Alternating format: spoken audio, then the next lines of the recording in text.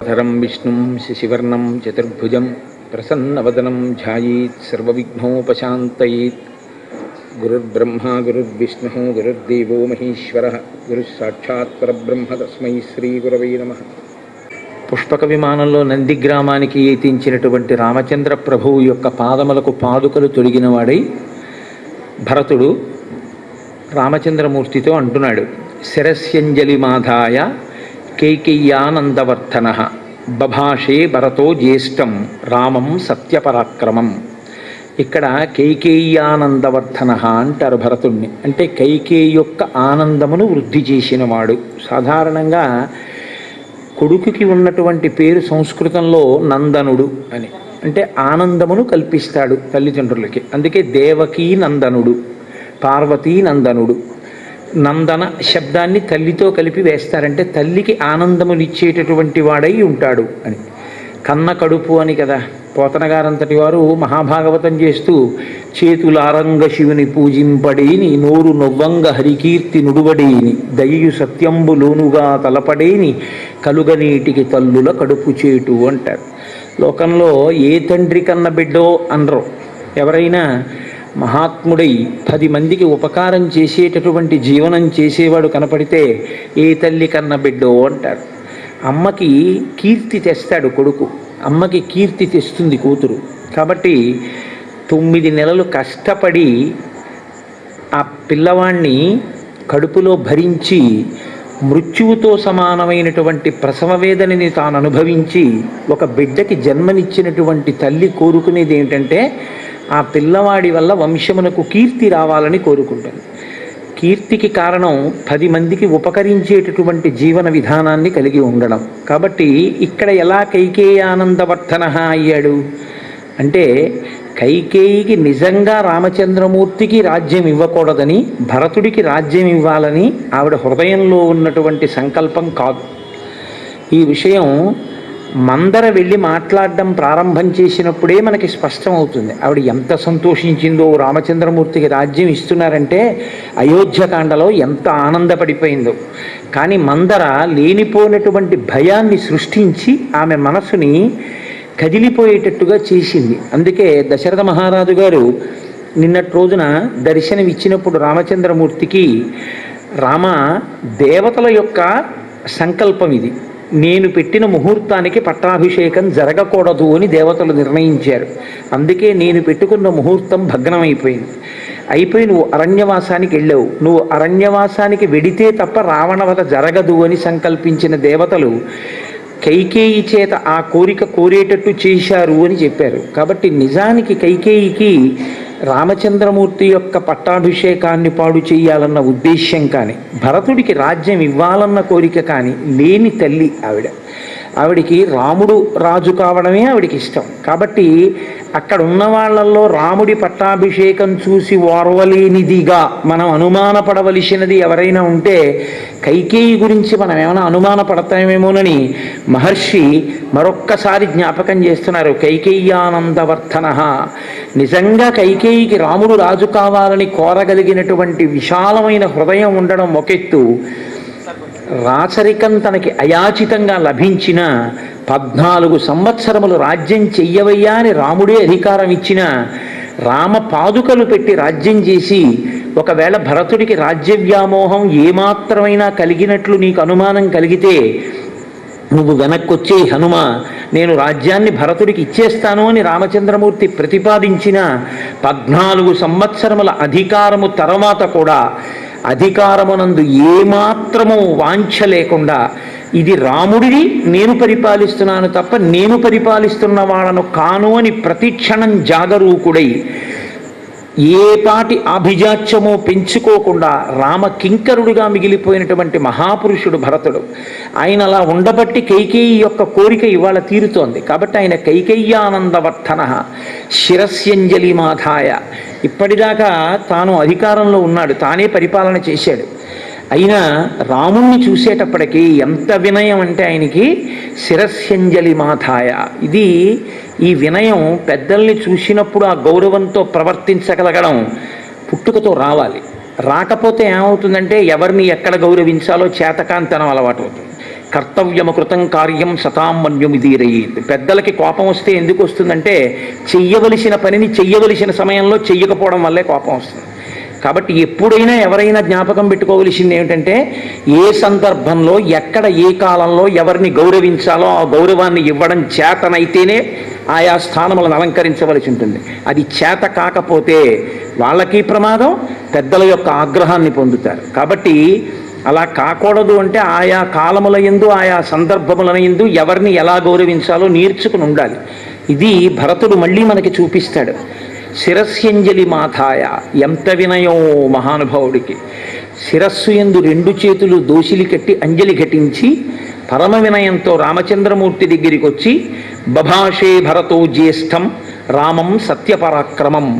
సత్యపరాక్రముడైనటువంటి రాముడు అంటారు మహర్షి. ఆయన ఎప్పుడు అనుష్ఠించినా అదే మారనటువంటి పరబ్రహ్మమునందు రమించడానికి మారేటటువంటి ధర్మాన్ని పట్టుకున్నటువంటి వాడు రామచంద్రమూర్తి. అందుకే సత్యమేవేశ్వరో లోకే సత్యం పద్మాశ్రితా సదా సత్యమూలాని సర్వాణి సత్యాన్నాస్తి పరమం పదం అంటాడు. నాకు సత్యమే సర్వస్వం, సత్యమునే లక్ష్మి ఆశ్రయించి ఉంది.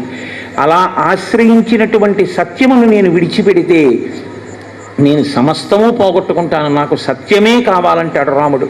కాబట్టి సత్యమే పరాక్రమముగా కలిగినటువంటి వాడు. సత్యపరాక్రముడైనటువంటి రాముడితో భరతుడు మాట్లాడుతున్నాడు.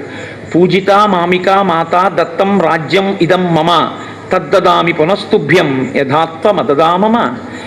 నాయన రామ మహానుభావ, నువ్వు పూజిత మామికా మాత, మా అమ్మ మాటకి ఎంత గౌరవించావయ్యా. నిజంగా ఆ రోజున దశరథ మహారాజు గారు ఒక స్త్రీ మాటకి నేను కట్టుబడ్డాను, ఈమె వరములన్న పేరుతో నన్ను నిర్బంధిస్తోంది, రామా నువ్వు నన్ను ఖైదు చేసి రాజ్యం పుచ్చుకో అన్నారు. అయినా సరే నాకు నాన్నగారు మిమ్మల్ని ఖైదు చేసి రాజ్యం పుచ్చుకోవడం కాదు, మిమ్మల్ని సత్యమునందు నిలబెట్టిన వాడు కొడుకని, అమ్మా పుట్టినప్పటి నుంచి నన్ను చూస్తున్నావు, రాజ్యమే కావాలంటే తల్లి నువ్వు నాన్నగారిని వరాలు అడగాల అమ్మా, నువ్వు పిలిచి చెప్తే నేను వెళ్ళిపోనా అమ్మా, నాకు ఇవన్నీ అక్కర్లేదమ్మా అని నహమర్ధపరో దేవీ లోకమా వస్తుముత్సహి విద్ధిమాం ఋషిభి తుల్యం కేవలం ధర్మమాస్థితం అంటాడు మహానుభావుడు అయోధ్యకాండలో. అమ్మా నాకు ధర్మము కావాలమ్మా, నేను ఋషిని, నాకు దేని మీద కోరిక ఉన్నవాణ్ణి కాను, అటువంటి ఋషినమ్మా నేను. కాబట్టి నాకు కావలసింది ధర్మం ఒక్కటే, నాన్నగారిని సత్యమునందు నిలబెట్టడమే, నువ్వు చెప్తే వెళ్ళిపోనా అమ్మా అంటాడు. అంతగా నా తల్లిని పూజించినటువంటి వాడివి, పూజిత మామిక మాత, మా అమ్మ మాటని నిజం చేయడానికి, మా అమ్మ కోరుకున్న కోరికని నిజం చేయడానికి ఇంత పెద్ద సామ్రాజ్యాన్ని విడిచిపెట్టి వెళ్ళిపోయావు రామా. దత్తం రాజ్యం ఇదమ్మమ, ఆ రాజ్యాన్ని 14 ఏళ్ళు పరిపాలించు అని నాకు ఇచ్చావు నువ్వు. అది 14 ఏళ్ళు నీదైన రాజ్యాన్ని నీ కొరకు నేను పాలించాను తప్ప నీదైన రాజ్యాన్ని నాదిగా తీసుకుని నేను ఎన్నడూ పరిపాలించలేదు. కాబట్టి తద్దదామి పునస్తుభ్యం, దానినే నేను నీకు ఇస్తున్నాను మళ్ళీ. యథాత్వమదదామమా, నువ్వు ఎలా ఇచ్చావో అలా తిరిగి నీకు నేను అందజేసేస్తున్నాను. ఇది మనుష్యుడిగా జన్మించినటువంటి ప్రతి వాడు కూడా ఈశ్వరుని విషయంలో జ్ఞాపకం ఉంచుకోవలసినటువంటి మాట. ఏ విభూతి మనకి కలిగినా అది ఈశ్వరానుగ్రహమే. తిరిగి మనం ఎవరికి సమర్పించవలసి ఉంటుందంటే దాన్ని ఈశ్వరుడికే సమర్పించడం నైవేద్యం. ఆయనకే సమర్పించి ప్రసాదంగా అనుభవించిన వాడెవరో వాడు ధన్యాత్ముడు. కాబట్టి ఆయన అంటాడు, ధురమే కాకినాన్యస్తాం వృషభేణ బలీయస కిశోరవద్గురుం భారం నవోఢుం అహముత్ససే. అన్నయ్య, ఎక్కడైనా లోకంలో ఒక గుర్రం యొక్క వేగాన్ని ఒక గాడిద అందుకోగలదా? 2 ప్రాణులు ఒక్కలా ఉంటాయని. హంస ఎలా నడుస్తుందో అలా ఒక కాకి నడవగలదా అన్నయ్య? నువ్వు ఒక్క విషయాన్ని బాగా ఆలోచన చెయ్యి. యథాచారోపితో వృక్షో జాతశ్చాంతర్నివేశనే మహాంశ్చ సుదురారోహో మహాస్కంధ ప్రశాఖవాన్ శీర్యేత పుష్పితో భూత్వా న ఫలాని ప్రదర్శయన్ తస్యవానుభవేద్దర్థం యస్య హేతోః సరోప్యతే. ఒక యజమాని ఒక చెట్టు నాటాడు, అది చాలా పెద్ద చెట్టు అయింది. ఆయన అది మంచి పళ్ళిస్తుంది అనుకున్నాడు. పెద్ద పెద్ద కొమ్మలు వచ్చాయి, చాలా గొప్ప పువ్వులు వచ్చాయి, కాయలు కాసింది, పళ్ళు పండి, కానీ అది మాత్రం పళ్ళు పండలేదు, పువ్వులతో ఆగిపోయింది, కాయలు కూడా కాయలేదు. ఇప్పుడు ఆ చెట్టు నాటినటువంటి వ్యక్తి ఇది మంచి పళ్ళిస్తుందనుకుంటే ఇంత పెద్ద చెట్టు అయింది, పుష్పించింది, కానీ పిందె లేదు, కాయ లేదు, పండు లేదని ఎలా బాధపడతాడో అలా నీవు రాజ్యం చెయ్యాలి అని ధర్మాత్ముడైన వాడు రాజ్య పరిపాలన చెయ్యడానికి నాకు కొడుకుగా కావాలి అని నాన్నగారు అశ్వమేధయాగం పుత్రకామేష్టి చేశారు. అటువంటి ధర్మాత్ముడివి నువ్వు కొడుకుగా పుట్టావు. పుట్టి కూడా ఇప్పుడు నువ్వు రాజ్య స్వీకారం చేయకపోతే అదిగో పళ్ళు పండని చెట్టు ఎలా ఉంటుందో అన్నయ్య అలా ఉంటుంది. కాబట్టి నువ్వు రాజ్యాన్ని స్వీకరించవలసి ఉంటుంది. నువ్వు గొప్ప భోగములకు ఐశ్వర్యములకు తగినవాడవు, కానీ 14 సంవత్సరముల పాటు కటిక నేల మీద పడుకున్నావు. నీ చేతిని తలగడగా పెట్టుకుని పడుకున్నావు. నీ చేతిని తలగడగా పెట్టుకుని పడుకోవలసినటువంటి సీతమ్మ ఎక్కడో అశోకవనంలో శిశుపా వృక్షం కింద అలా ఏడుస్తూ ఆ తల్లి ఉండిపోయింది. అన్నయ్య, ఇక నుంచి నువ్వు అలా ఉండడానికి వీల్లేదు. ఈ క్షణం నుంచి తూర్య సంఘాత నిర్ఘోషై కాంచీనూపుర నిస్వనై మధురైర్గీత శబ్దైశ్చ ప్రతిబుద్ధస్య రాఘవ. అన్నయ్య, నీవిక నుంచి నిద్ర లేవడం అన్నది గొప్ప మంగళధ్వనుల మధ్య, తూర్యనాదముల మధ్య, గొప్ప స్త్రీల యొక్క వడ్డాణముల యొక్క చప్పుడు, గాజుల చప్పుడు మధ్య నువ్వు నిద్ర లేవాలి. అంటే అంతఃపుర స్త్రీల మధ్యలో నీవు చాలా గొప్పగా హంసతూలికాతల్పమునందు క్షీణించిన వాడవై నిద్ర లేవాలి తప్ప అన్నయ్య నువ్వు ఇలా కష్టపడకూడదు. యావదావర్తతే చక్రం యావతీచ వసుంధర తావత్వమిహ సర్వస్య స్వామిత్వం అనువర్తయ. స్వామి అంటారు. స్వామి అన్న మాట ఇద్దరి ఎందే ప్రయోగించాలి. ఎవరిని పడితే వాళ్ళని పట్టుకుని స్వామి అనకూడదు, ఇద్దరినే స్వామి అనాలి. ఒకటి, స్వామి అన్న మాట భర్తకి చెల్లుతుంది. భార్య భర్తని స్వామి అని పిలవచ్చు. 2, ఈశ్వరుణ్ణి సరే స్వామి అంటాం, కానీ యథార్థమునకైతే అమరకోశం బట్టి స్వామి అన్న మాట ఎవరికి చెల్లుతుందంటే ఒక్క సుబ్రహ్మణ్యేశ్వరుడికి, ఆయనకు ఒక్కరికే స్వామి అన్న నామం అన్వయం అవుతుంది. మిగిలిన వాళ్ళకి స్వామి అన్న నామం అన్వయం అవుతుందని అమరకోశం చెప్పలేదు, కానీ మనం అంటాం, దానికేం పెద్ద దోషమేం కాదు. ఎందుకంటే అందరూ ఆ స్వరూపంగానే మనం భావన చేస్తాం కాబట్టి దాన్ని పెద్ద పట్టించుకోవలసిన విషయం కాదు. కానీ స్వామి అని పిలిస్తే మాత్రం ఇద్దరినే పిలవాలి అని శాస్త్రవాక్కు. ఈశ్వరుణ్ణి అలా ఉంచండి. 1, స్త్రీ భర్తని పిలవాలి. 2, ఒక్క గురువు గారికి మాత్రమే స్వామి అన్న మాట చెల్లుతుంది. ఒక గురువు గారిని పిలిచి సంబోధించేటప్పుడు స్వామి అని పిలిచి సంబోధించవచ్చు. ఎందుకంటే స్వామి అంటే సమస్తము తనదైనవాడు, కేవలము తన సంకల్పము చేత శిష్యులను అనుగ్రహించగలిగినవాడు, ఆయన కోపము చేత నశింపచేయగలిగినవాడు. అందుకని ఆయన సృష్టికర్త, స్థితికర్త, ప్రళయకర్తగా ఉండగలిగినవాడు, అంతటి ఉపాసన బలమున్నవాడు. కాబట్టి అందుకని సర్వతంత్ర స్వతంత్ర అని పిలుస్తూ ఉంటాం గురుస్తోత్రంలో. అటువంటి మహనీయులు కాబట్టి గురువు గారి దగ్గరికి వెళ్ళి సంబోధించినప్పుడు హే స్వామిన్ అని పిలుస్తూ ఉంటారు. స్వామి అన్న సంబోధన ఉంది. భరతుడు ఇవాళ స్వామి అని పిలుస్తున్నాడు. స్వామి అని పిలుస్తున్నాడంటే ఒక్కటే కారణం, ఆయన యందు ఈశ్వరతత్వాన్ని చూశాడు అని గుర్తు. ఒక గురుతత్వాన్ని చూశాడు తప్ప కేవలం ఒక అన్నగారిని చూసి మాట్లాడుతున్నవాడు కాడు. ఎందుకంటే అన్నగారిని స్వామి అన్న మాటతో సంబోధన లేదు. యావదావర్తతే చక్రం. ఒకటి, రథచక్రము ఎంత దూరం పెడుతుందో అంతవరకు ఉన్నటువంటి ఈ భూమండలానికి, యావతీచ వసుంధర, ఎంతవరకు ఈ భూమి ఉందో ఆ భూమికి అంతటికి, తావత్వమిహ సర్వస్య స్వామిత్వం అనువర్తయ, అక్కడ వరకు అంతా నీదే, నీదైనటువంటిది మాకిచ్చి మేము ఆనందం అనుభవిస్తే మా ఆనందాన్ని చూసి నువ్వు ఆనందాన్ని అనుభవిస్తున్నావు. ఇదే మనం సాధారణంగా ఈశ్వరుడి విషయంలో ఇద్దరు భార్యలుగా చూపిస్తుంటారు మన వాళ్ళు, ఉభయనాంచారులు అంటుంటారు. ఇదే శ్రీభూ సమేత వెంకటేశ్వరుడు. అంతకన్నా ఇంకొక మాట లేదు శాస్త్రంలో. శ్రీభూ సమేతే, శ్రీభూ సమేత వెంకటేశ్వరుడు. ఎందుకు అలా ఉంటాడు అంటే ఆయనకి ఏదో సరదాకి 2 పెళ్ళాలు చేసుకున్నాడని కాదు. శ్రీ భూ, మీరు ఆలోచించండి, మధ్యలో ఉన్నవాడు ఈశ్వరుడు, ఆయనకి భూమి ఒక భార్య, శ్రీ ఒక భార్య. ఈ భూమికి శర్వాణి తత్వం ఉంది, అందుకే శర్వ అన్న నామం విష్ణువుకి ఉంది, శర్వ అన్న నామం శివుడికి ఉంది. శివుని యొక్క అష్టమూర్తుల్లో ఒక నామం శర్వ. అందుకే శర్వాయ దేవాయ నమః అంటాం. అలాగే శర్వః అని విష్ణువుని కూడా సంబోధిస్తాం. విష్ణు సహస్రంలో ఉందా నామం. శర్వుడు అంటే భూమి నుండి ఐశ్వర్యముని ఇచ్చేవాడు అని. ఐశ్వర్యం ఎక్కడి నుంచి వస్తుందంటే భూమిలోంచే వస్తుంది. నేను మీకు ఇత పూర్వం ఎక్కడో మనవి చేశాను, ఆదిత్య హృదయం చెప్తూనో ఎక్కడో, ఈ శరీరం బతకాలి అంటే కావలసినవి భూమిలోంచే వస్తాయి. ఓ యాపిల్ పండు కావాలి, భూమిలోంచి రావాలి. అన్నం కావాలి, భూమిలోంచి రావాలి.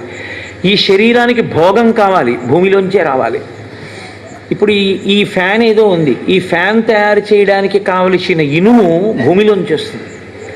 ఈ ఫ్యాన్ తిరగడానికి కావలసిన విద్యుత్తు భూమిలో ఉన్న నీటిలోంచి వస్తుంది.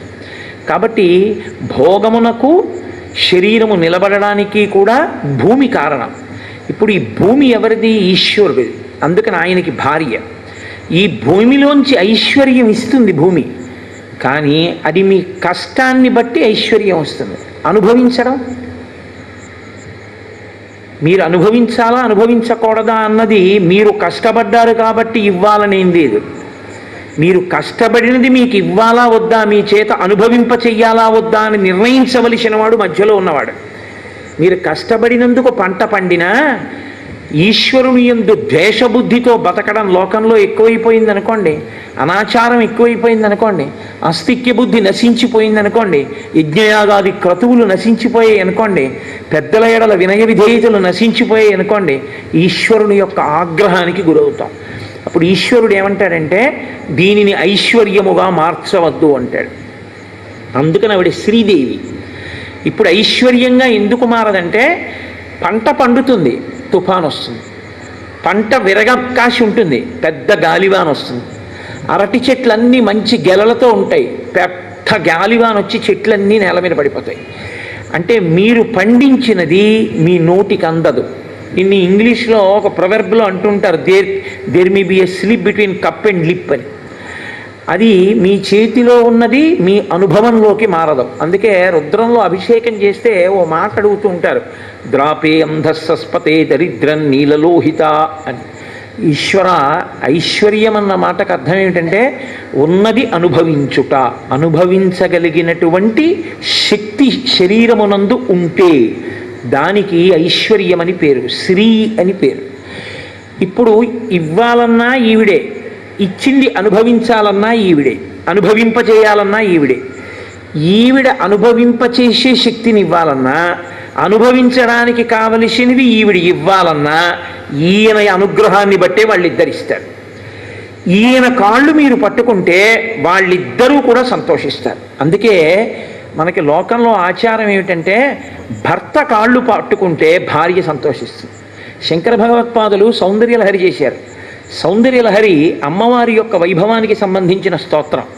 కానీ శంకరులు అమ్మవారి స్తోత్రం చేస్తున్నాను కదా అని శివా అని మొదలెట్లేదు, శివా అని దీర్ఘం ఇచ్చారనుకోండి అమ్మవారు. అమ్మవారిని స్తోత్రం చేస్తే అమ్మవారు ఖేదపడుతుంది. అమ్మవారు సంతోషించాలంటే ఆవిడ మహాపతివ్రత కాబట్టి ఆవిడ భర్తని స్తోత్రం చేయాలి. కాబట్టి శంకరులు అందుకే లోకానికి ఈ మర్యాద నేర్పడం కోసం శివా అని మొదలెట్లేరు సౌందర్యలహరి. శివశక్త్యాయుక్తో యది భవతి శక్త ప్రభవితుం అని మొదలెట్టారు. శివ, శివ అంటే శివుడు. శివ అని మొదలెడితే ఆవిడ సంతోషిస్తుంది. అందుకే అసలు శివానందలహరి చెప్పి సౌందర్యలహరి చెప్తే అమ్మవారు చాలా ప్రీతి పొందుతుంది. ఇది ప్రత్యక్షంగా పెద్దలైనటువంటి వారు అనేక పర్యాయాలు అనుభవించారు జీవితంలో. అమ్మవారి అనుగ్రహానికి శివానందలహరి చెప్పి సౌందర్యలహరి చెప్తే అమ్మవారు ఎంత అనుగ్రహిస్తుందో స్ఫుటంగా కనపడుతుంది మీకు.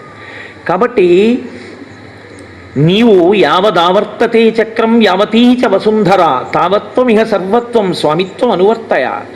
అన్నయ్య నువ్వు స్వామివి అంటే పైకి రాజు అంటున్నాడు, ఆంతరమునందు ఇవి నీవి ఈశ్వర. రాముడు ఈశ్వరుడు, అందుకనే భరతవాక్యం పలికేశాడండి అంటారు. అంటే భరతుడు చెప్పవలసిన మాట చెప్పేశాడు.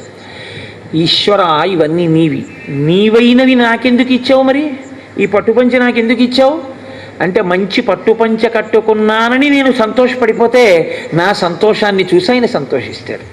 నాకు పట్టు లాల్చీ ఎందుకు ఇచ్చాడు, ఈ లాల్చీ నేను వేసుకుంటే నా సంతోషాన్ని చూసి ఆయన సంతోషిస్తాడు. అమ్మ కొడుక్కి పాయసం పెడుతుంది.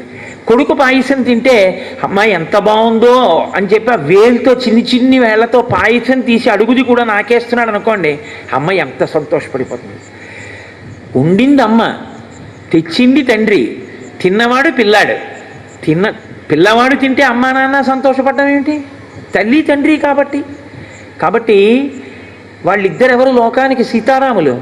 వాళ్ళే తల్లిదండ్రులు, వాళ్ళిద్దరే పార్వతీ పరమేశ్వరులు. అందుకే వాగర్ధావివ సంపృక్తవు వాగర్ధ ప్రతిపత్తయే జగత పితరవు వందే పార్వతీ పరమేశ్వరం.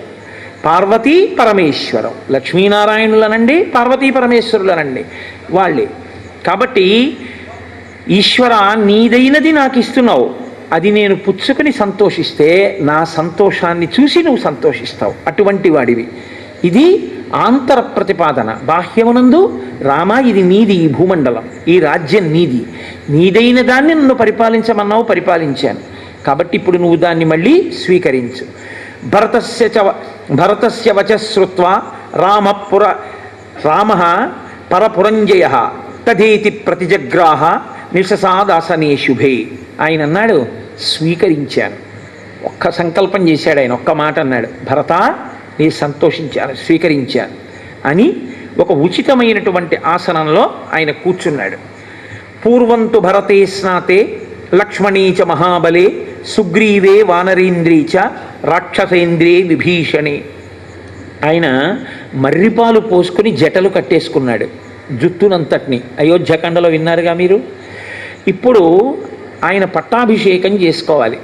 పట్టాభిషేకం చేసుకోవాలంటే రామచంద్రమూర్తి నిత్యాగ్నిహోత్రీకుడు. మహానుభావులు నిత్యాగ్నిహోత్రీకులంటే అసలు ఆ వర్చస్సు, ఆ వినయం. మొన్న ఇక్కడికి మే 11వ తారీఖు సాయంకాలం విజయవాడ నుంచి హరిప్రసాద్ గారు తీసుకొస్తే వాళ్ళ దర్శనం చేత పునీతులమయ్యాం మనందరం. వాళ్ళు సాయంకాలం అగ్నిహోత్రం చేసుకుని ఇక్కడికి వచ్చారు. ఎంత వినయమో, ఎంత విధేయతో. చదువుకోవడం వేరు, వినయం ఉండడం వేరు. ఏదో తెలుసు అనుకోవడం వేరు, దాని చేత ధూర్తతనం ప్రబలడం వేరు. ఆ ధూర్తతనం ఉన్నప్పుడు ఏదీ రాణించదు, ఆ వినయం లేకపోతే. కాబట్టి రామచంద్రమూర్తి దగ్గరికి ఆ క్షురకర్మలో నిపుణులైన వాళ్ళని తీసుకొచ్చారు. తీసుకొస్తే ఆయన అన్నారు, నేను కాదు ముందు జటలు తీయించుకోవలసిన వాడిని, ముందు భరతుడికి లక్ష్మణుడికి శత్రుఘ్నుడికి తీయించండి అన్నారు. ఆయన నిత్యాగ్నిహోత్రీకుడు, మారీచుడంతటి వాడు. ఆయన గురించి చెప్తూ ఏకవస్త్రధరో ధన్వీ శిఖీ కనకమాలయ అని చెప్పాడు. ఆయన శిఖ పెట్టుకుని ఉంటారు. పట్టాభిషేకం వేళటికి యథార్థానికి ఆయన యథార్థమైనటువంటి మూర్తి ఏమిటి అంటే ఆయన బోడిగుండుతో పిలకతో ఉన్నారు. ఎందుకంటే ఆయన క్షురకర్మ చేయించుకున్నారు, చేయించుకుని శిఖతో మాత్రమే ఉన్నారు ఆయన. ఎందుకంటే ఆయనకి ఆచారము పట్ల, సంప్రదాయము పట్ల ఆయనకున్న మర్యాద అటువంటిది రామచంద్రమూర్తికి. కాబట్టి పూర్వంతు భరతే స్నాతే, ఆయన అన్నారు నేను కాదు ముందు స్నానం, తమ్ముడికి చేయించండి అన్నారు. ఆయన ప్రేమ అటువంటిది. నేను ముందు భరతుడికి స్నానం చేయించారు. లక్ష్మణీచ మహాబలి, తర్వాత లక్ష్మణుడికి చేయించారు. సుగ్రీవే వానరేంద్రీచ, ఆ తర్వాత మిత్రుల్ని కూడా ఆయన అంత జ్ఞాపకం పెట్టుకుంటారు. సుగ్రీవుడికి చేయించారు. రాక్షసేంద్రే విభీషణే, తర్వాత రాక్షసేంద్రుడైనటువంటి విభీషణుడికి కూడా స్నానం చేయించారు. ఆ జటలనన్నిటినీ కూడా విసర్జించారు, మంచి వస్త్రాన్ని కట్టుకున్నారు. సీతమ్మ తల్లికి ప్రతికర్మచ సీతాయా సర్వా దశరథ స్త్రియ ఆత్మనైవ తదా చక్రు మనస్విన్యో మనోహరం. దశరథ మహారాజు గారి యొక్క ముగ్గురు భార్యలు కౌసల్య, సుమిత్ర, కైకేయి. లోకంలో ఇదొక విచిత్రమైనటువంటి లక్షణం. కౌసల్య, సుమిత్ర, కైకేయి ముగ్గురు భార్యలు దశరథ మహారాజు గారికి. ముగ్గురు భార్యలు ఉన్నటువంటి దశరథుడికి 4 కొడుకులు ఉన్నారు, కానీ కూతుళ్ళు లేరు. కాబట్టి వాళ్ళకి సంతోషం ఏమిటంటే 3 కొడుకులు ఉన్నారు కానీ ఓ జడ వేద్దామంటే లేదు, ఓ పువ్వులు ఎడదామంటే లేదు, చక్కగా ఏదో వాళ్ళకు ఓ చక్కగా బొట్టు కాటుగో ఇవి పెడదామంటే లేదు. కూతుళ్ళు లేనటువంటి కొడుకులు మాత్రమే ఉన్న తల్లికి చాలా ముచ్చట ఒకటి ఉంటుంది. కోడలు ఎప్పుడు వస్తుందా అని ఎదురు చూస్తుంది ఆవిడ. ఎదురు చూడడం కాదు, నిజంగా ఆ అత్తగారి మనసులో అమ్మగారు ఉంటుంది, అమ్మ ఉంటుంది. ఎందుకో తెలుసా అండి? అటువంటి అత్తగారు కోడలని కూడా చూడదు, జడ వేస్తుంది, పువ్వులు పెడుతుంది, కాటుక పెడుతుంది, బొట్టు పెడుతుంది. అప్పుడు ఆ అత్తగారు అమ్మే. అసలు నిజానికి గొప్పతనం ఏమిటో తెలుసా అండి? అమ్మలో అమ్మతనం ఉండడం గొప్పతనం కాదు, అత్తగారిలో అమ్మతనం ఉండడమే చాలా గొప్ప విషయం. అత్తగారు అత్తగారిని అత్తగారిలో అమ్మని చూసుకుని అత్తగారితో అలా కోడలు కలిసిపోవాలి. కోడల్లో కోడల్ని కూతుర్ని చూసుకుని అత్తగారు మురిసిపోవాలి, కూతురు ఉన్నా కూడా. మీరు ఒకటి ఆలోచించండి, నాకో కూతురు ఉంది. నా కూతురికి సుఖం అన్న మాటకు అర్థం ఏంటి? నేను ఎంత చేసినా నా మనసులో ఒక విలితితనం ఉంటుంది. నేను చేయడం కాదు ఇవన్నీ, వాళ్ళ ఆయన చెయ్యాలి, వాళ్ళ అత్తవారు చేస్తే బాగుంటుందని ఉంటుంది. వాళ్ళ అత్తవారి వల్ల తృప్తి పొందితే నా కూతురు నేను ఎంతో సంతోషిస్తాను. ఏమి నా కూతురు అయితే ఆ న్యాయమా? రేపు నా కోడలు వస్తే అప్పుడు నా కోడలు ఎక్కడ సుఖపడాలి? నా దగ్గర సుఖపడాలి. మామగారిని అయినందుకు ఏమిటి నా పెద్దరికం? నా కోడలు ఎక్కువ సంతోషించాలి. ఒకసారి కూతురికి కొడుక్కి కూడా పెళ్లి చేశాక కూతురు అల్లుడు కొడుకు కోడలు నలుగురిని తీసుకుని పండక్కి బట్టలు కొనడానికి వెళ్ళాను అనుకోండి, నేనైతే నా జీవితాంతం అంతే. నా కూతురు ఎలా అత్తవారింట్లో సుఖపడాలని కోరుకుంటానో, ఒకవేళ నా కూతురు వాళ్ళ వదిన ఇద్దరూ కలిసి, అంటే కూతురు కోడలు కలిసి ఇద్దరూ 10,000 రూపాయల పట్టు చీరలే కొనుక్కున్నా, నేను మాత్రం నా కోడలి బిల్లు నువ్వు వేసుకొని 10 రూపాయలు ఎక్కువ ఇచ్చేస్తా. కోడలే. ఆ అమ్మాయి నా దగ్గర సుఖపడాలి, నా కూతురు అత్తవారింట్లో సుఖపడాలి. నీ కూతురైతే అత్తవారింట్లో సుఖపడాలని కోరిక, నీ కోడలైతే నీ దగ్గర సుఖపెట్టకుండా బాధ పెడతావా? తప్పు కదది. ఈ మర్యాద మీరు గమనించగలిగితే ఎంత అందంగా ఉంటుందో. సీతమ్మ తల్లి యందు కైకమ్మకి ఏ భేదము లేదనడానికి గుర్తేమిటో తెలుసా అండి? సీతమ్మ తల్లికి అలంకారం ఎవరు చేయక్కర్లా, ఆవిడే చేసుకుంటుంది. కాదుట, కౌసల్య, సుమిత్ర, కైకేయి ముగ్గురు కలిసి ఆవిడ యొక్క జడ దువ్వారట, ఆవిడికి కొప్పు వేశారట, ఆవిడికి పువ్వులు ఎట్టారట, కాటుకు ఎట్టారట, బొట్టు ఎట్టారట. ఎంత పొంగిపోయారోట ముగ్గురు అత్తగారులు. ఇంత గొప్ప కోడలు మా వంశ ప్రతిష్ట నిలబెట్టిందని. అత్తగారు మామగారు అంటే కోడల్ని అంత ప్రేమిస్తారు అని శాస్త్రవాక్కు. కాబట్టి వాళ్ళు ప్రతికర్మచ సీతాయా సర్వా దశరథ స్త్రియ ఆత్మనైవ తదా చక్రు మనస్విన్యో మనోహరం. శ్రీరామాయణం అందుకే కేవలం వినేది కాదు అని నేను మీకు మనవి చేస్తుంటా. శ్రీరామాయణం విన్నవాడి బుద్ధిలో ఖచ్చితంగా ఒక మార్పు ఉంటుంది. తతో వానరపత్నీనాం సర్వేషామేవ శోభనం చకార యత్నాత్ కౌసల్య ప్రహృష్ట పుత్రలాలస. ఇంతకాలం తర్వాత కొడుకుని చూసుకున్నటువంటి కౌసల్య, నా కొడుకు ఇవాళ ఈ అభ్యున్నతిని పొందడానికి కారణమైనటువంటి వాళ్ళు వానరనాయకుడైన సుగ్రీవుడు, రాక్షసనాయకుడైన విభీషణుడని పట్టుపట్టి వానరనాయకుడైన సుగ్రీవుడి యొక్క భార్యలకి అలంకారాలు చేసిందిట. వాళ్ళు కామరూపులు, మానవ రూపంలో ఉన్నారు. ఇప్పుడు రామచంద్రమూర్తిని శత్రుఘ్నుడు ఒక రథాన్ని పూంచి తీసుకొచ్చి అక్కడ నిలబెట్టి, అన్నయ్య రథం ఎక్కువ అన్నాడు. తత శత్రుఘ్నవచనాత్ సుమంత్రో నామ సారథి యోజయిత్వాభిచక్రామ రథం సర్వాంగశోభనం అర్కమండల సంకాశం దివ్యం దృష్ట్యా రథోత్తమం ఆరురోహ మహాబాహు రామ సత్యపరాక్రమం.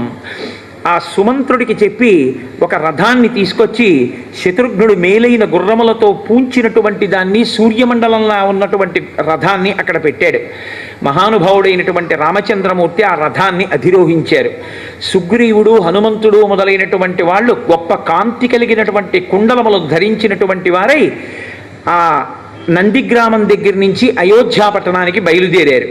అలాగే సుగ్రీవ పత్నులు సీతమ్మ తల్లితో కలిసి ఆ నగర వీధులన్నీ చూస్తూ వెళ్ళడం కోసమని వాళ్ళు బయలుదేరారు. ఇప్పుడు రామచంద్రమూర్తి పట్టాభిషేకం కోసం నందిగ్రామం నుంచి అయోధ్య వరకు అందరూ కలిసి బయలుదేరారు. ఈ రథం వెడుతుంటే మనం లోకంలో 2 పనులు చేయడానికి చాలా సిగ్గుపడిపోతాం. ఒకటి, నేను ఆ పదవిని కించపరచట్లేదు అని మీరు బాగా గుర్తుపెట్టుకోవాలి. డ్రైవర్ పోస్ట్ చేయడం అంటే ఓ చిన్నతనం, ఒక మెసెంజర్ పోస్ట్ చేయడం అంటే ఒక చిన్నతనం. కోరి ఈశ్వరుడు చేసినవి ఈ 2. పైగా అవి బిరుదుల కింద పెట్టుకున్నాడు ఆయన. నేను పాండవ దూత, పార్థసారథి, నేను పార్థుడికి డ్రైవర్ని, పాండవులకు మెసెంజర్ని అని ఆయన ఆ 2ంటిని బిరుదునామాలుగా స్వీకరించాడు. నిజానికి ఎంత గొప్పవాడైనా వాడి భద్రత అంతా ఎదురుగుండా కూర్చుని నడిపేవాడి చేతిలోనే కదండి ఉంది. కాబట్టి ప్రేమ అన్నమాటకు అర్థం చూడండి. మనం కూడా రాజకుమారులమేగా, బుద్ధిగా మనం రథం తోలడం ఏమిటి అసహ్యంగానో అనుకోలేదు. వాళ్ళ ప్రేమ అటువంటిది. అన్నయ్య ఇంత కష్టపడి వచ్చాడు మన అన్నయ్య అని శత్రుఘ్నుడు ఎంతో సంతోషంగా ఆ రథము యొక్క కళ్ళాల్ని పట్టుకున్నట్టు.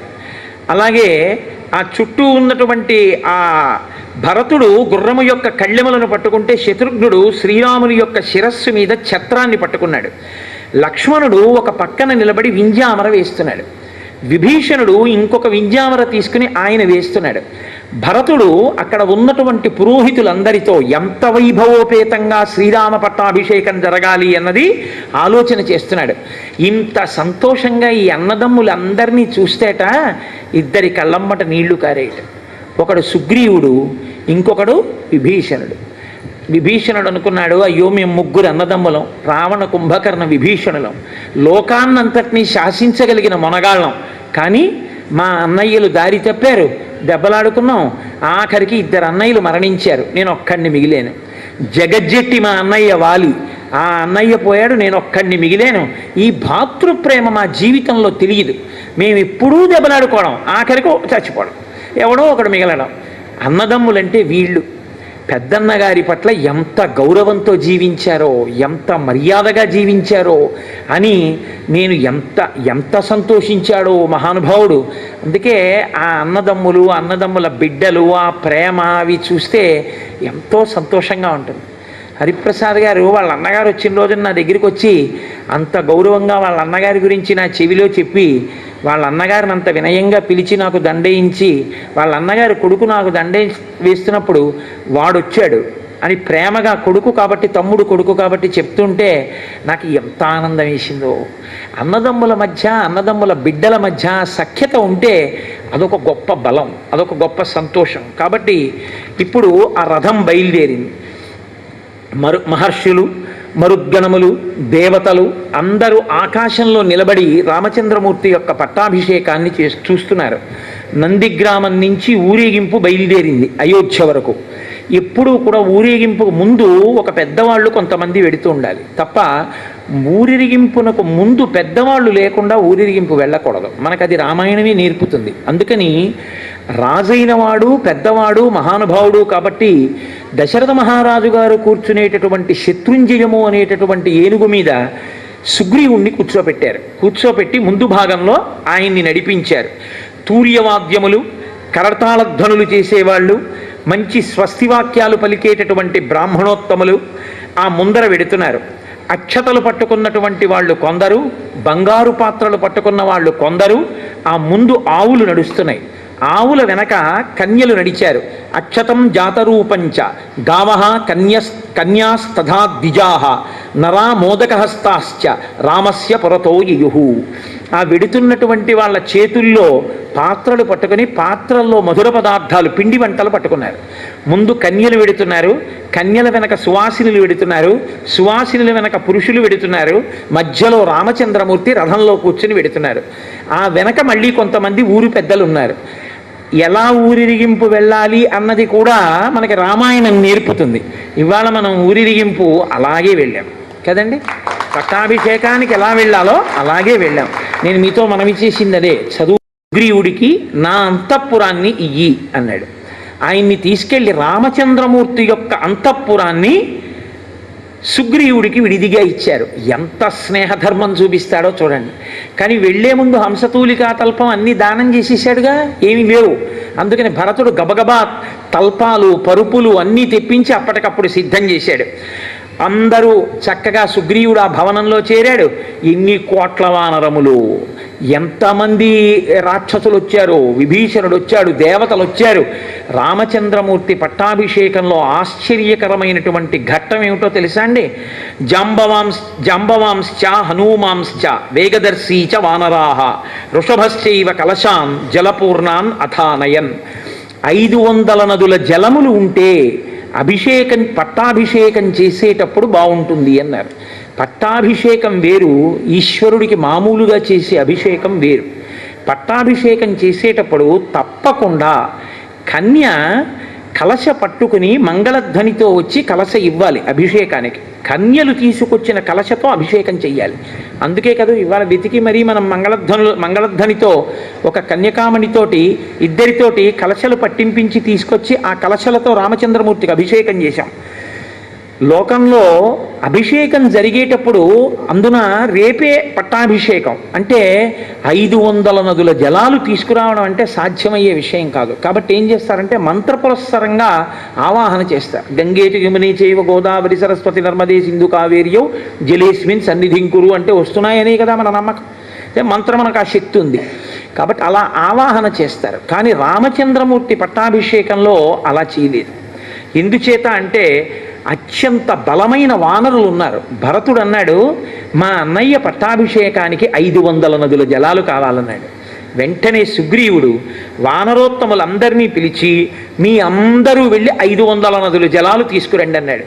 వాళ్ళు సూర్యోదయంలో బయలుదేరారు బ్రాహ్మీ ముహూర్తంలో. అంతే చక్కగా పట్టాభిషేకం వేళటికి మంటపంలోకి 500 నదుల జలాల్ని వాళ్ళు తీసుకొచ్చారు. ఎలా తీసుకొచ్చారో తెలుసా అండి?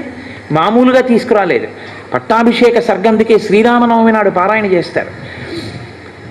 ఏ దిక్కుకు వెళ్ళినప్పుడు ఏ పవిత్ర వస్తువు కనపడితే దాన్ని ఆచ్ఛాదించి తీసుకొచ్చారు. ఎర్రచందనపు కొమ్మలు కనపడ్డాయనుకోండి, వాళ్ళు తెస్తున్న కలశ మీద ఎర్రచందనపు కొమ్మలని ఆచ్ఛాదించి తీసుకొచ్చారు.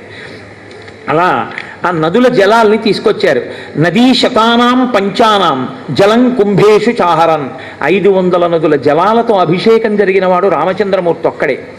పూర్వాత్ సముద్రాత్ కలశం జలపూర్ణమధానయత్ సుషేణ సత్వసంపన్న సర్వరత్న విభూషితం.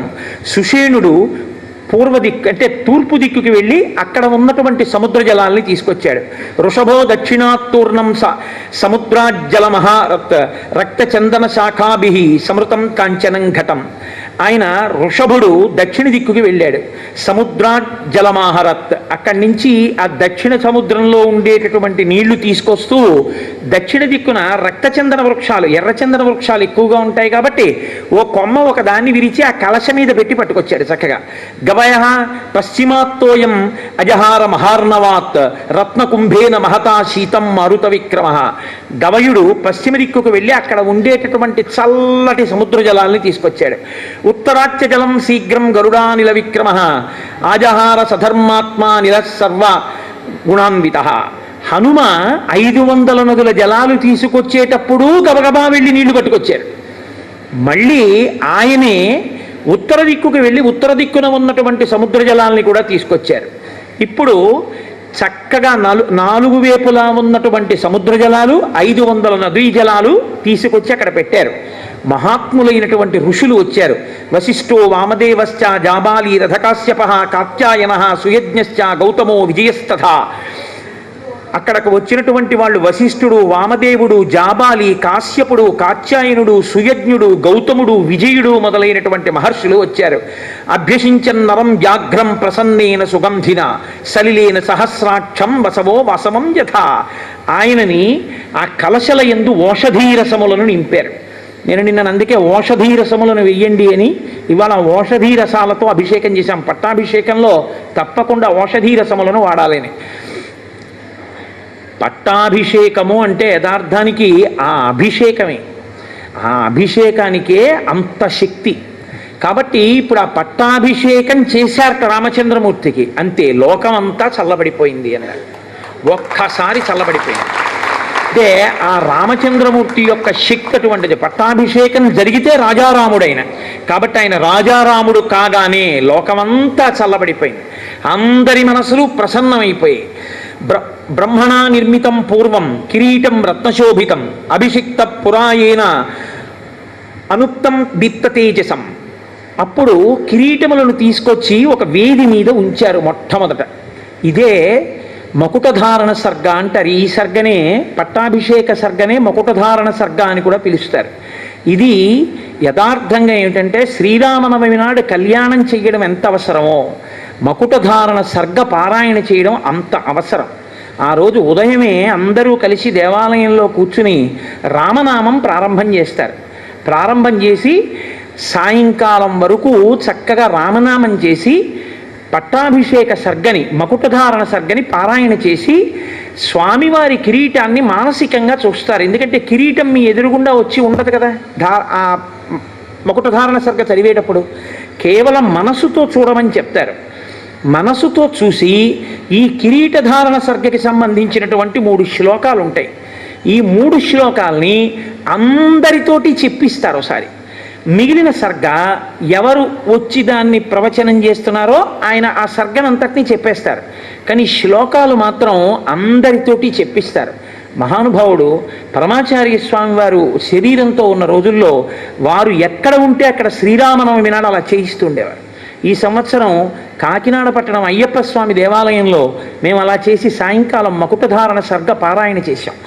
దాని అనుగ్రహమో ఏమో ఇత పూర్వం పట్టాభిషేకం చెప్పడం జరిగింది. కానీ ఎక్కడా కూడా నిజంగా ఆ రోజు రామచంద్రమూర్తి, లక్ష్మణస్వామి, సీతమ్మ తల్లి, హనుమ అంటే భరతుడికి యువరాజ్య పట్టాభిషేకం చేశారు కాబట్టి భరతుడు అని చెప్పవలసి ఉంటుంది కిరీటధారణకి.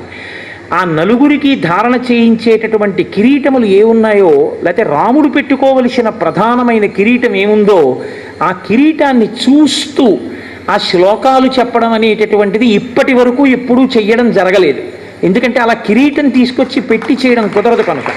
కానీ ఇవాళ మొట్టమొదటిసారిగా నిజంగా పట్టాభిషేక సర్గవేల్టికి యథార్థంగా అలాగే వేదిక మీదకి తీసుకొచ్చి ఆ కిరీటములను అక్కడ పెట్టి మకుటధారణ సర్గ చెప్తూ మీ అందరితోటి శ్లోకాలు చెప్పించేటటువంటి అదృష్టాన్ని రామచంద్రమూర్తి ఇవాళ కృప చేశారు.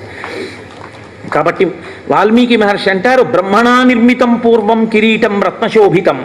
రత్నముల చేత శోభించేటటువంటి ఆ కిరీటము చతుర్ముఖ బ్రహ్మగారి చేత నిర్మింపబడినటువంటి కిరీటము. తస్యాన్వవాయే రాజానః క్రమాద్యేనాభిషేచితాః సభాయాం హేమక్లుప్తాయాం శోభితాయాం మహాధనైః. అనేక మంది జనులతో శోభిస్తూ రత్నములతో వజ్రములతో శోభిస్తున్నటువంటి ఆ వేదిక మీద రామచంద్రమూర్తికి ధారణ చేయించేటటువంటి ఆ కిరీటాన్ని తీసుకొచ్చి అక్కడ పెట్టారు వశిష్ఠ మహర్షి. రత్నైర్ నానా విధిశ్చైవ చిత్రితాయాం సుశోభనై నానారత్నమయే పీఠే కల్పయిత్వా యథావిధి. అనేకమైన రత్నములు పొదగపడినటువంటి స్వర్ణ కిరీటం ఆ కిరీటము. కిరీటేన తతపశ్చాత్ వశిష్ఠేన మహాత్మన ఋత్విగ్భిర్భూషణైశ్చైవ సమయోక్షత రాఘవ. మిగిలినటువంటి వారందరూ ఏకకంఠంతో స్వస్తివాచకం పలుకుతుండగా వశిష్ఠ మహర్షి తన చేతులతో ఆ కిరీటాన్ని రామచంద్రమూర్తి యొక్క శిరస్సు మీద అలంకరించారు. అది మకుటధారణము అంటారు. అటువంటి స్థితి రామచంద్రమూర్తి ఆ రోజున పొందారు. ఈ శ్లోకాలని పట్టాభిషేకం చెప్పేటప్పుడు నేను చెప్పడం కాదు, ఎవరెవరు ఇవన్నీ చెప్తారో ఈ శ్లోకాలని అందరూ చెప్పినప్పుడు ఏమవుతుందంటే పట్టాభిషేకంలో వాళ్ళందరి పట్ల రాముడు రాజారాముడై వాళ్ళని ఆయనే పరిపాలించి కాపాడతాడు అని పెద్దల వాక్కు. కాబట్టి నేనంటాను, మీరు అనండి. సుబ్రహ్మణ్య శర్మ గారు వేదిక మీదకి వచ్చి, ఆయన ఎవరు ఆచార్యులు గారు, ఏది రామాలయం అర్చక స్వామి, రామాలయం అర్చక స్వామి రండి. శ్రీనివాస్ గారు మీరు రండి, మీరు రండి అయ్యా, మీరు రండి,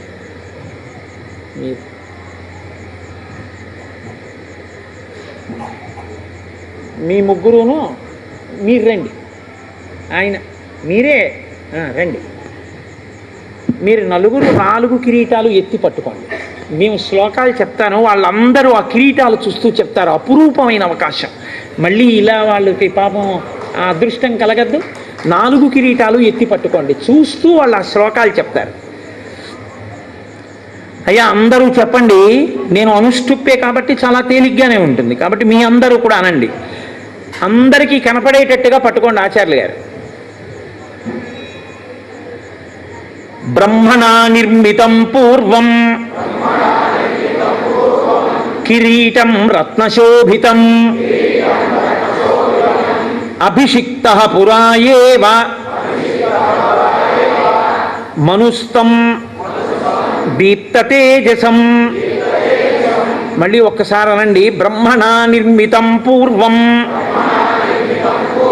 కిరీటం రత్నశోభితం అభిషిక్త పురాయేవ మనుస్తం దీప్తతేజసం తస్యాన్వవాయే రాజానః క్రమాద్యేనాభిషేచితాః సభాయాం హేమక్లుప్తాయాం శోభితాయాం మహాధనైః రత్నైర్నానావిధిశ్చైవ చిత్రితాయాం శిశోభనైః నానారత్నమయే పీఠే కల్పయిత్వా యథావిధిః కిరీటేన తతః పశ్చాత్ వసిష్ఠేన మహాత్మనా ఋత్విగ్భిర్భూషణైశ్చైవ సమయోక్ష్యత రాఘవః. అవి అక్కడ పెట్టి, అయ్యా ఆ హారాలు తీసి చూపించండి, అనేకమైన రత్నములతో కూడిన వేదిక మీద కిరీటములు ఉన్నాయి అన్నారు. పూర్ణంగా రామానుగ్రహం కలిగింది ఇవాళ. అనేక వజ్రవైఢూర్యములు, పచ్చలు, కెంపులు మొదలైనటువంటివి పొదగబడి ఇవాళ రామ లక్ష్మణులకు, ఆ హనుమకు, సీతమ్మకు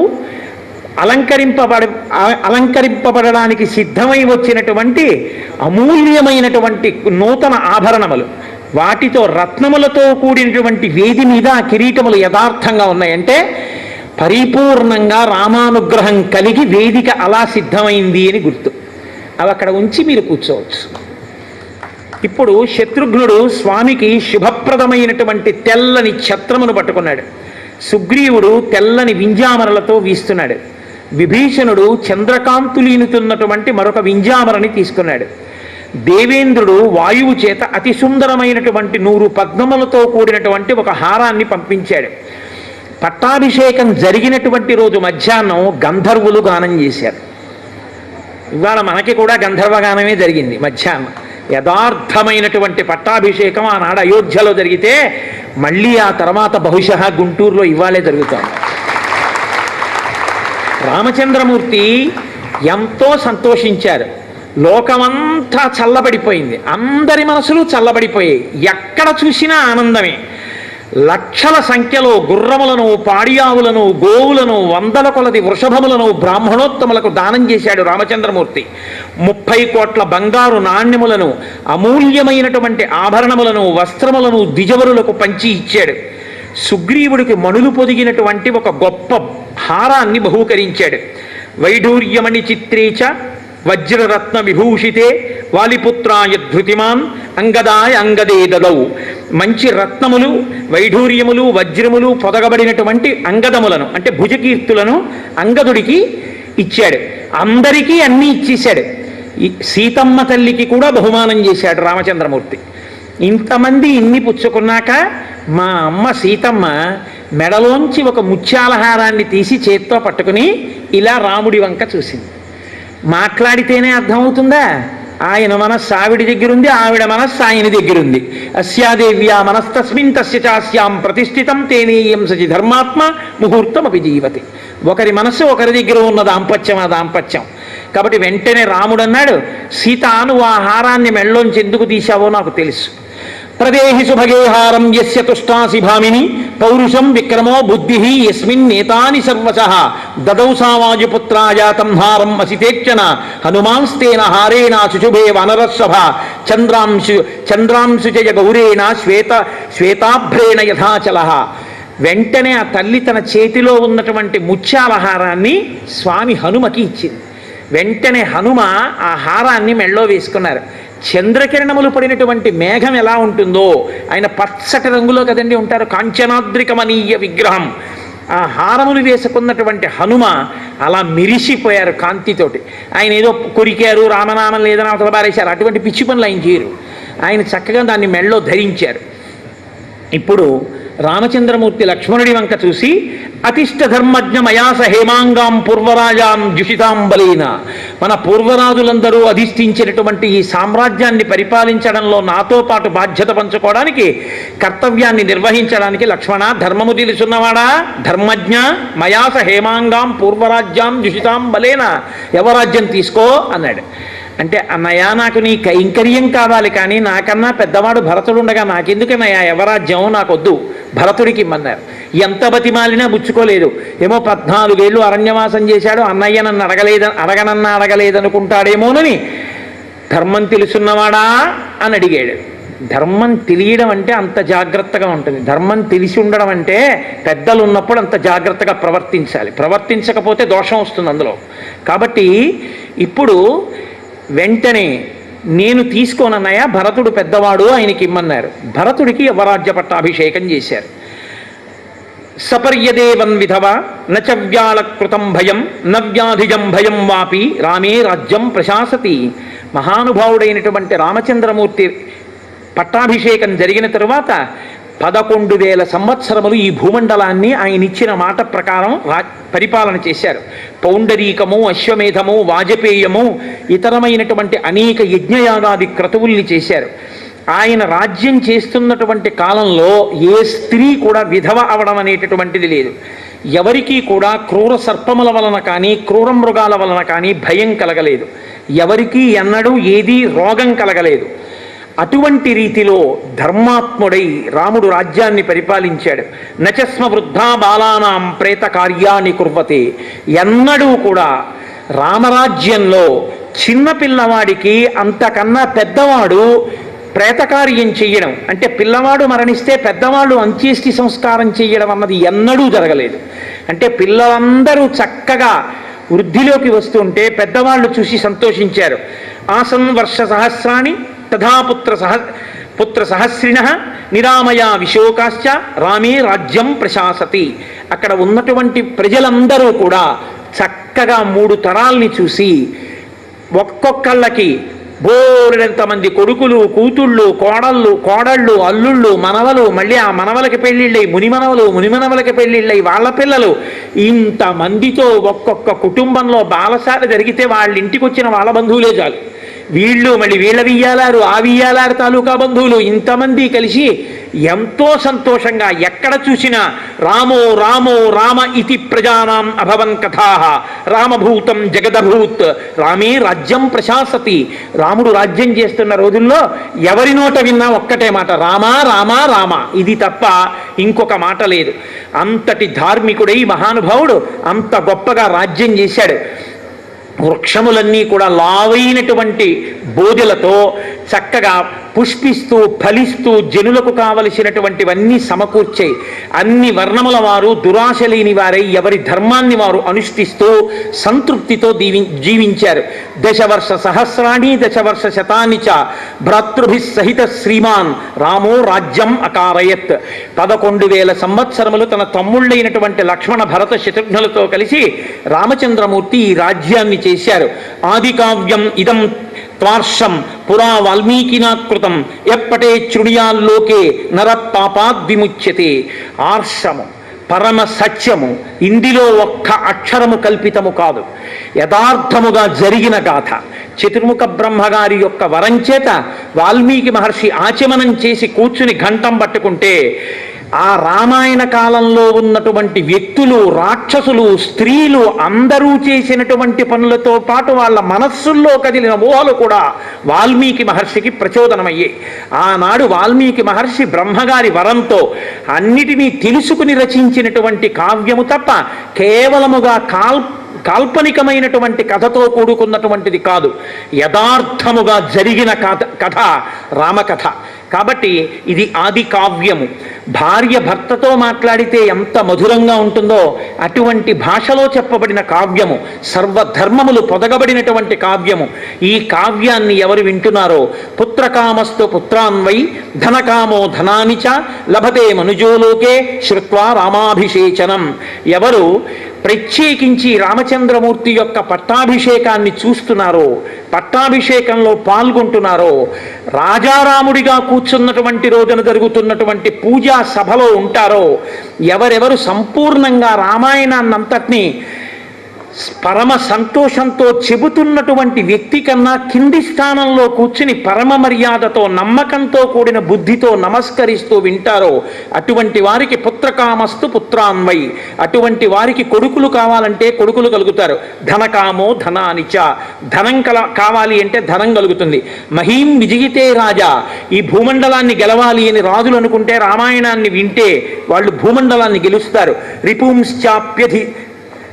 రిపుంశ్చాప్యధితిష్టతి, శత్రువుల్ని గెలుస్తారు. రాఘవేణ యథామాత సుమిత్రా లక్ష్మణేన చ భరతేనేవ కైకేయీ జీవపుత్రాస్తథా స్త్రియః భవిష్యంతి సదానంద పుత్ర పౌత్ర సమన్వితాః. కౌసల్య సుమిత్ర కైకేయి ఎలా కొడుకులతో చక్కగా కొడుకులు బ్రతికుండగా ఆ కొడుకుల్ని చూసి సంతోషించి ప్రయోజకులైన కొడుకులని తల్లి సంతోషించిందో, అలా రామాయణాన్ని పఠనం చేసినటువంటి వాళ్ళందరికీ కూడా బిడ్డలు ప్రయోజకులై ఆ తల్లులు ఆనందాన్ని పొందుతారు. శ్రుత్వా రామాయణమిదం దీర్ఘమాయుశ్చ విందతి రామస్య విజయంచైవ సర్వం అక్లిష్టకర్మణః. ఎవరు హేళగా పనులు చేయగలిగినటువంటి రామచంద్రమూర్తి యొక్క వైభవంతో కూడిన ఈ రామాయణాన్ని, సంపూర్ణ రామాయణాన్ని వింటున్నారో అటువంటి వారు దీర్ఘాయుర్దాయాన్ని పొందుతారు. సమాగమం ప్రవాసాంతే లభతే చాపి బాంధవైః ప్రార్థితాంశ్చ వరాన్ సర్వాన్ ప్రాప్నుయాదిహ రాఘవాత్. ఎవరు ఈ రామాయణాన్ని వింటున్నారో అటువంటి వారికి దూరదేశంలో ఉన్నటువంటి వారితో సమాగమం సిద్ధిస్తుంది. వారు తొందరలో తమకి అత్యంత ప్రాణప్రియులైన వారు ఎవరున్నారో వాళ్ళని కలుసుకుంటారు, కలుసుకుని సంతోషాన్ని పొందుతారు.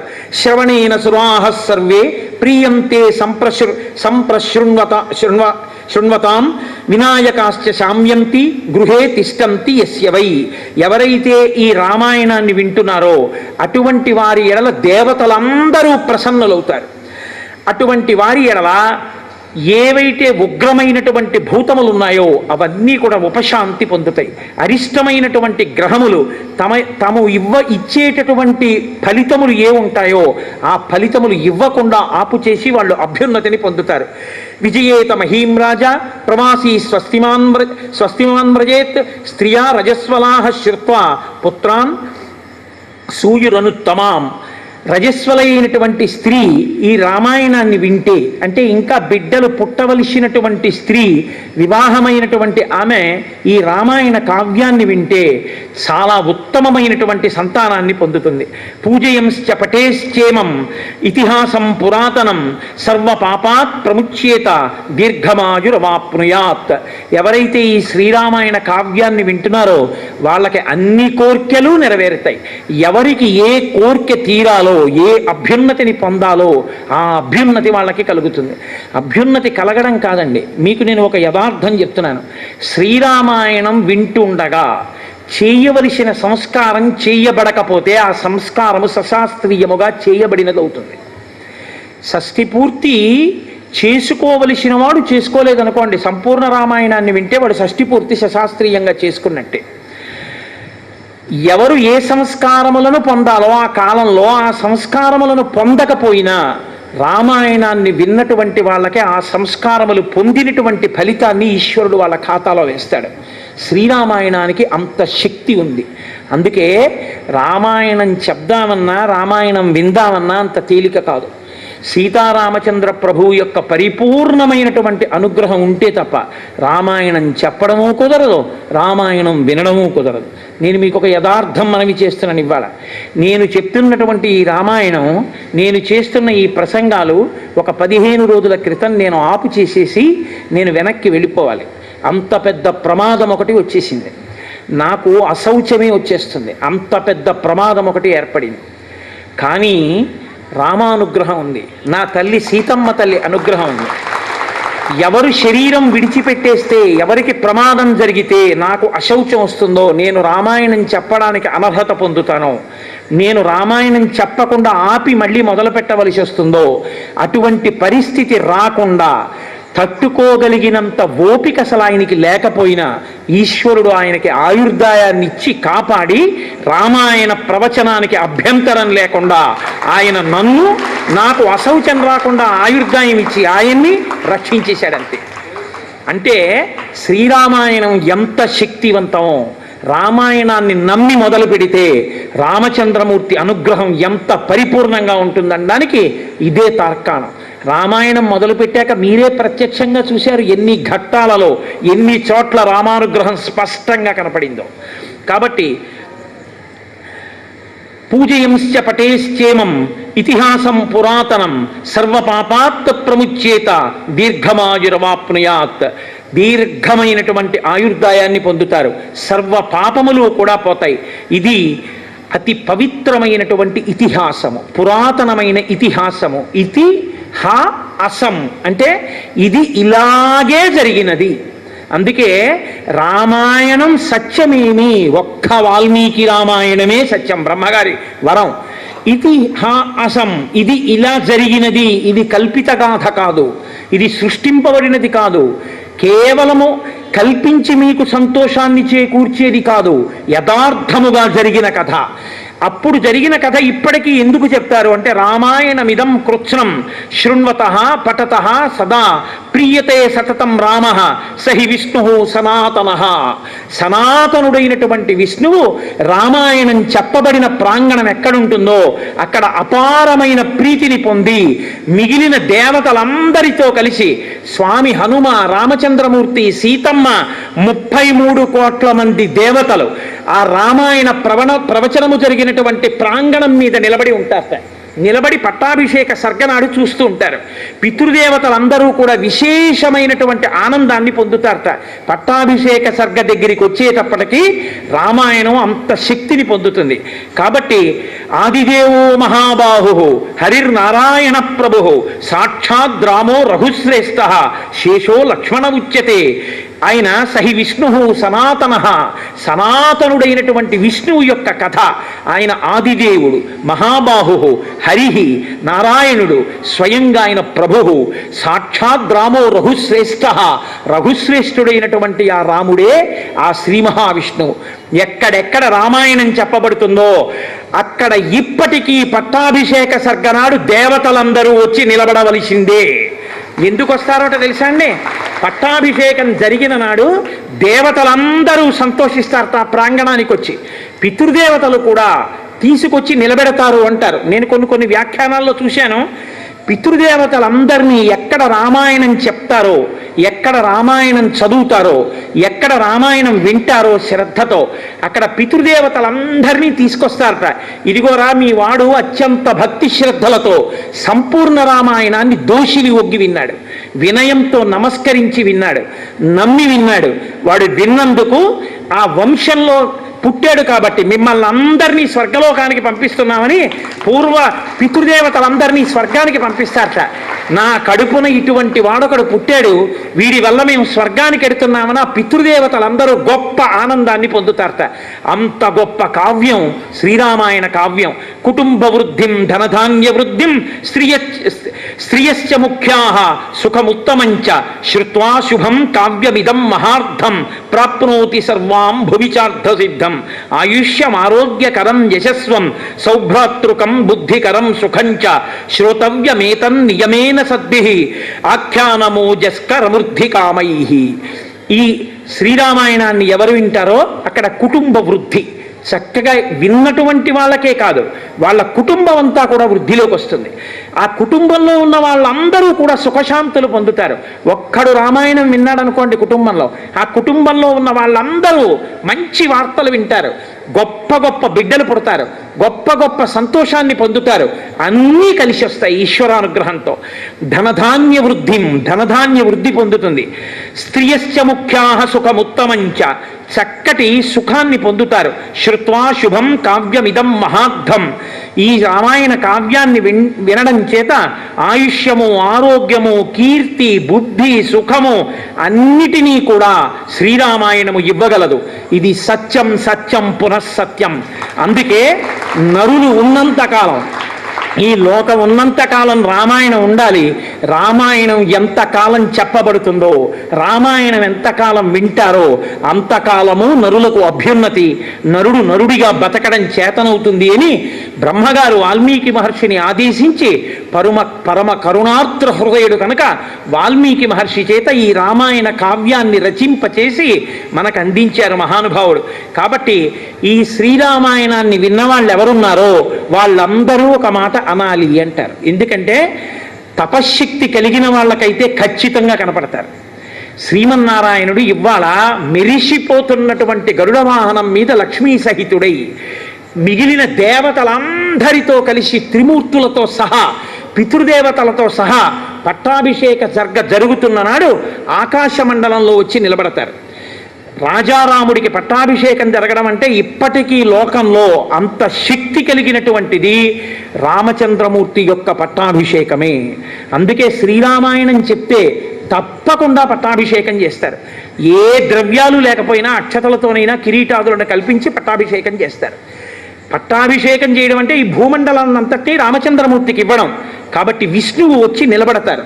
వీళ్ళందరూ పరమభక్తులు నా చేత పరిపాలింపబడాలని కోరుకుంటున్నారు. ఇప్పుడు మనమేం కోరుకోవాలి? మనందరం కోరవలసింది రామ మీరు బలంగా ఉండాలి. మీరు ఎంత బలంగా ఉంటే అంతగా రావణాదుల్ని పడగొడతారు, మమ్మల్ని కాపాడతారని మనం కోరుతాం. అందుకే రామానుగ్రహం కావాలనుకున్న వాళ్ళందరూ చెయ్యవలసిన పని మాత్రం ఒకటి చెప్పారు శాస్త్రంలో. 3 మాటలు. మీ కంఠాన్ని వంచన చేసుకోకుండా మీ కంఠం పలికితే ఎంత గట్టిగా మీరు పలకగలరో అంత గట్టిగా అరిచి 3 మాటలు చెప్పాలి. నేను చెప్తాను, మీరు చెప్పండి. బలం విష్ణోః ప్రవర్ధతాం, బలం విష్ణోః ప్రవర్ధతాం, బలం విష్ణోః ప్రవర్ధతాం. శ్రీ మహావిష్ణువునకు బలము కలుగుగాక. ఈ మాటలు అన్నప్పుడు స్వామి ఎంతో ఆనందిస్తారట, ఎంతో ఉల్లాసాన్ని పొందుతారు. ఇప్పుడు మనందరం ఆయన కింకరులం. ఇక మన బాధ్యతలు మనం చెయ్యవలసినవన్నీ హాయిగా ఆయన ఛత్రఛాయల్లో పెట్టుకుని మనని కాపాడి ఆయన రక్షిస్తారు. మీరు విశ్వాసాన్ని పొందండి. తప్పకుండా రామానుగ్రహంతో ఆ సీతమ్మ తల్లి అనుగ్రహంతో మనందరం హాయిగా ఆనందంగా ఉండగలం. కాబట్టి ఇప్పుడు యథార్థంగా చెప్పబడినటువంటి పట్టాభిషేక క్రతువు ఏది ఉందో దాన్ని ఇప్పుడు ఆ పట్టాభిషేకాన్ని చేస్తారు. కిరీటధారణ అవి చేయిస్తారు. స్వామికి రాజారాముడిగా పూజలు అందుకుంటాడు. పట్టాభిషేకాన్ని పొందాడు కాబట్టి ఇప్పుడు రాజారాముడిగా పూజ అందుకున్న తర్వాత దర్బారు జరుగుతుంది. ఇవాళ కొద్దిగా వేళ దాటినా దయచేసి ఎవరు వెళ్లకుండా అందరూ కూడా ఈ పట్టాభిషేకాన్ని చూడవలసిందిగా మనవి చేస్తూ 42 రోజుల పాటు నాకేమీ చేత కాకపోయినా, గట్టిగా ఒక్క శ్లోకం చదవడం నాకు రాకపోయినా, మీ అంత బాగా రామ రామ రామ అండం 3 మాటలు కూడా నాకేమీ తెలియకపోయినా, ఫోన్లే పాపం ఏదో చెప్తున్నాడు కదా, వాడు చెప్తే మనం వింటే వాడు సంతోషిస్తాడని మీకు అన్నీ తెలిసున్నా ఏమీ తెలియని వాళ్ళల్లా మీ అందరూ కూర్చుని విని శ్రీరామాయణం చెప్పుకునేటటువంటి మహద్భాగ్యాన్ని నాకు ఇచ్చినందుకు మీ అందరికీ నా యొక్క కృతజ్ఞతలను ఆవిష్కరిస్తూ మీ అందరికీ ఆ లక్ష్మణ భరత శత్రుఘ్న హనుమత్ సమేత శ్రీ సీతారామచంద్ర ప్రభువు యొక్క పరిపూర్ణమైనటువంటి అనుగ్రహ ఆశీస్సులు కలగాని అని సాంజలిబంధకంగా సీతారామచంద్రమూర్తి యొక్క పాదార విందములకు నమస్కరిస్తూ ఇవాల్టితో ఈ శ్రీరామాయణ ప్రవచనాన్ని పూర్తి చేసి నేను ఆకాశగంగ యందు అవబృత స్నానమే ఆచరించాను. 42 రోజులు రామచంద్ర ప్రభువు నా చేత దీక్ష చేయించాడు. అంత సుదీర్ఘమైన దీక్ష నడవాలంటే మాటలు కాదు, ఈశ్వరానుగ్రహం ఉండాలి. తపస్సు చేయించి ఇవాళ నాకు ఇప్పుడు అన్నీ ఉన్నవాడికి ఇవ్వడం గొప్ప కాదు, ఒక చేతకాని వాడికి ఇవ్వడమే గొప్ప. ఎక్కడ పల్లం ఉంటుందో అక్కడెక్కడ నీరెడుతుంది.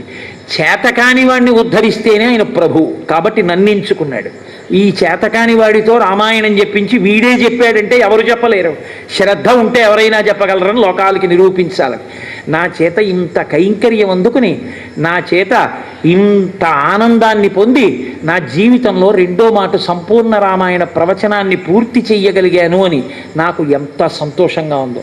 దీని ముందు నాకు నిజంగా గజారోహణం చేయించిన, నాకు గండ పెండేరం వేసిన, నాకు సింహతలాటం వేసిన అది దిగదుడిపి. నాకు కావలసింది నేను బతికున్న నాళ్ళు, నా ఆఖరి ఊపిరి విడిచిపెట్టేసేంత వరకు నా స్వామి కథ నేను ఇలా చెప్పుకుని, నేను ఇలా భగవంతుని కథ చెప్పుకుంటూ ఉండగా నా ఊపిరి ఆగిపోతే అంతకన్నా నాకు జీవితంలో కావలసింది ఇంకొకటి ఏదీ లేదు. త్రికరణ శుద్ధిగా నేను ఈశ్వరుణ్ణి కోరుకున్నది అదొక్కటి. ఇవాళ కూడా నేను రామాయణ ప్రవచనం పూర్తి చేస్తూ రామాయణ కావ్యం మీద నా 2 చేతులుంచి స్వామి పట్టాభిషేకంలో ఆయన పాదాల దగ్గర నేను కోరుకున్న కోరిక అంటూ ఏమైనా ఉంటే అది ఒక్కటి. కాబట్టి రామచంద్రమూర్తికి నా పరిపూర్ణ హృదయంతో ఆయనకి నమస్సుమాంజలులను అర్పిస్తూ మనం పెట్టుకున్నటువంటి ఆచారాన్ని చక్కగా ఇవాళ కూడా పాటించి 11 మాటలు రామనామం చెప్దాం. ఆ తర్వాత మీరు నన్ను భరించవలసినటువంటి అవసరం ఇక ఉండదు. ఎందుకంటే నేను ఇక మిమ్మల్ని వేధించాను. ఉపన్యాసం చెప్పి మీరు కొన్నాళ్ళు విశ్రాంతి పొందవచ్చు. ఆ తర్వాత మళ్ళీ ఎప్పుడో వస్తే వస్తాను. కాబట్టి 11 మాటలు రామనామం చెప్పుకుందాం.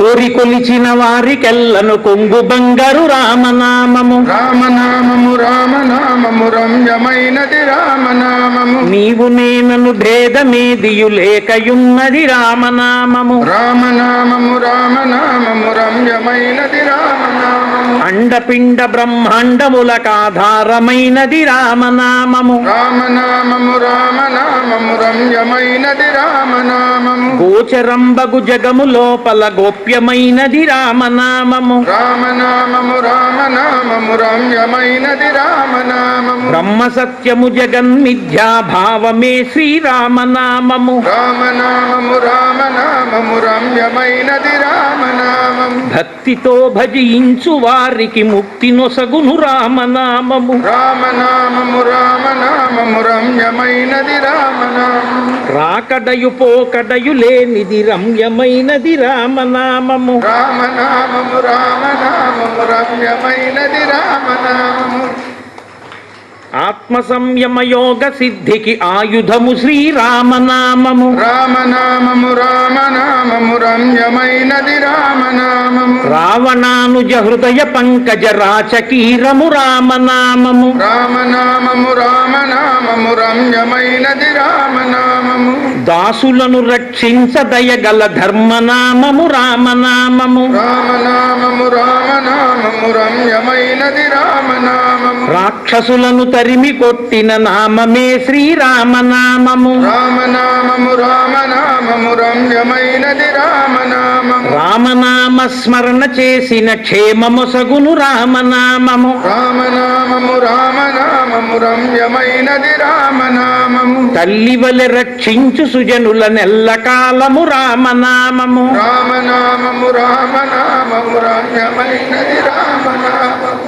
మంగళాశాసనపరై మదాచార్య పురోగమై సర్వైశ్చ పూర్వైరాచార్యై సత్కృతాయాస్తు మంగళం. మంగళం కోసలేంద్రాయ మహనీయ గుణాత్మనే చక్రవర్తి తనూజాయ సర్వభౌమాయ మంగళం.